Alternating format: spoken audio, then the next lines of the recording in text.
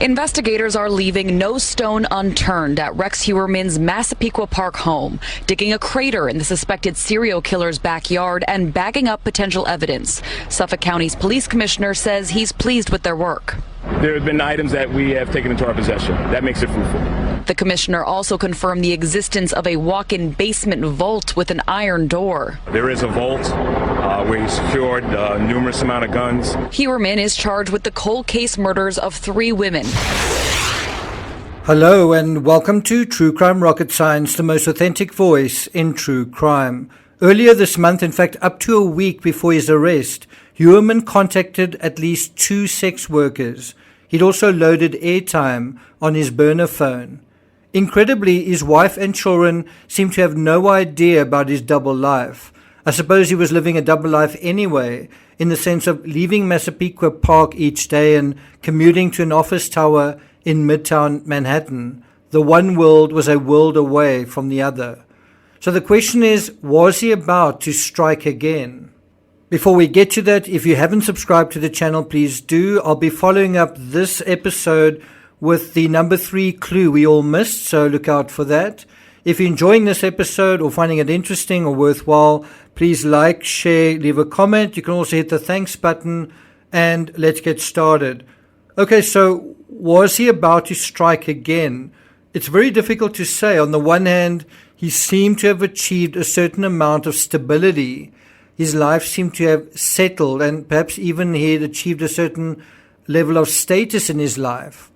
Also, the Netflix documentary The Lost Girls, which came out in 2020, would, I believe, have had him on tenterhooks. Yeah, you've got a documentary really about possibly his misdeeds, and so now everyone's going to be thinking about it. We also know that throughout the next 2 or 3 years after the documentary came out, Heuermann conducted more than 200 searches related to the investigation, all signs that he was on high alert. Search item 24. In Long Island serial killer investigation, new phone technology may be key to break-in case. That item, which is search item 24, that's particularly interesting. If he felt confident enough to use his phone again after doing the search, despite doing the search, perhaps his confidence was growing. And perhaps he was toying with the idea of taunting his pursuers by having another go. But that would mean seizing a moment when no one was home. When was the next window likely to be? Meanwhile, dealing with current events, bear in mind the search at his property has concluded today, Tuesday, and no human remains were definitively discovered at Heuermann's home. According to Fox News, quote, Suffolk County District Attorney Ray Tierney said outside the Massapequa Park home of GILGO Beach suspect Rex Heuermann that police had effectively concluded their search of the property. And then he told reporters the following. He said, the evidence doesn't point one way or the other that someone was killed in the house. We've obtained a massive amount of material that has to be catalogued and analyzed. So what are we dealing with here? No smoking guns. No big fluttering red flags. Bear in mind, we may be dealing with as long as a decade after the crimes occurred. That's a heck of a lot of time to cover up, dispose of, or destroy evidence. Going back to the article from Fox News, quote, while he said it was too early to discuss what investigators had found inside during more than a week of searching, he revealed what police were looking for. He said that we're looking for tangible items of evidence, as well as trace evidence, including blood and DNA and hair fibers. That is a process that takes a while. And I remember when he said this live on TV earlier, he said, it's not like TV. It's going to take a while to look at the evidence, to examine it, to test it. And I think something else that they would want to be looking for is potentially a murder weapon or something associated with the crime, such as burlap bags. Going back to the article, no human remains were found at the home, but investigators are still sorting through trace evidence recovered inside and from the backyard. And so that brings us to those dark, irregular shaped fragments. I've got to say, I sat in on the Laurie Vallow case, and those fragments reminded me quite a lot of the burnt bones when Tylee's remains were excavated. That's what we saw in the Laurie Vallow case. In terms of the room, that's not a soundproof room. I find myself agreeing with what Nancy Gray said recently. Call it what you like. He went to a lot of trouble to give it extremely thick walls, which probably ended up being soundproof anyway. And it was a room he apparently wouldn't even let his wife inside. So there is something strange, there is something unusual about this particular room. Even a colleague said it's not just a hidden room, it's a serious vault with a huge, heavy duty safe door. She went on to say that he went and poured new concrete walls, massive amount of concrete to encase this room.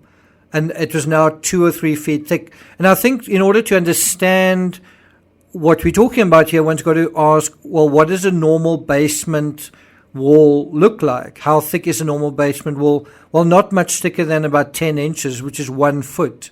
This was 2 to 3 times as thick. And so where we are right now is the Commissioner of Suffolk County Police has told News 12 that the investigators simply cannot confirm if any of the victims had ever visited the Ureman home. That is how it often is in true crime. You have some of the pieces of the puzzle, but the vital pieces are missing. And so how do you fill in the blanks? How do you join the dots to make a dotted line? And so Harrison said, quote, "We are doing a total investigation around the house to see if there's anything out there that we need to take a closer look at." That's what he said on Monday. Then he kind of asked rhetorically, can we confirm that someone was killed inside the house? We can't confirm that at this time.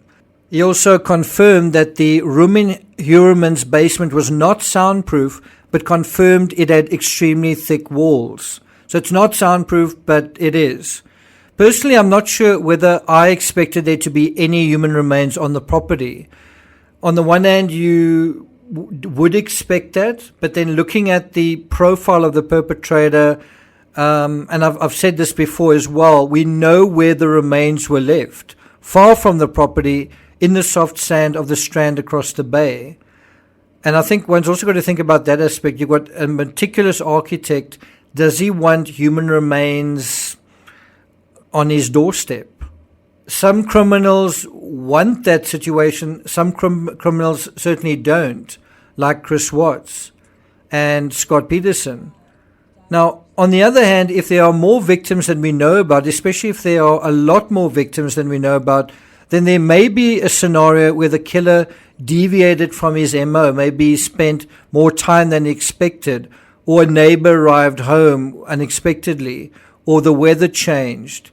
It's also possible trace evidence would remain if the killer used the basement as a kill box or torture chamber. And given what we're talking about, it's hard to imagine that he wouldn't or that he didn't. And given the type of crime we're talking about, it's very hard to imagine that there wouldn't be some trace evidence somewhere.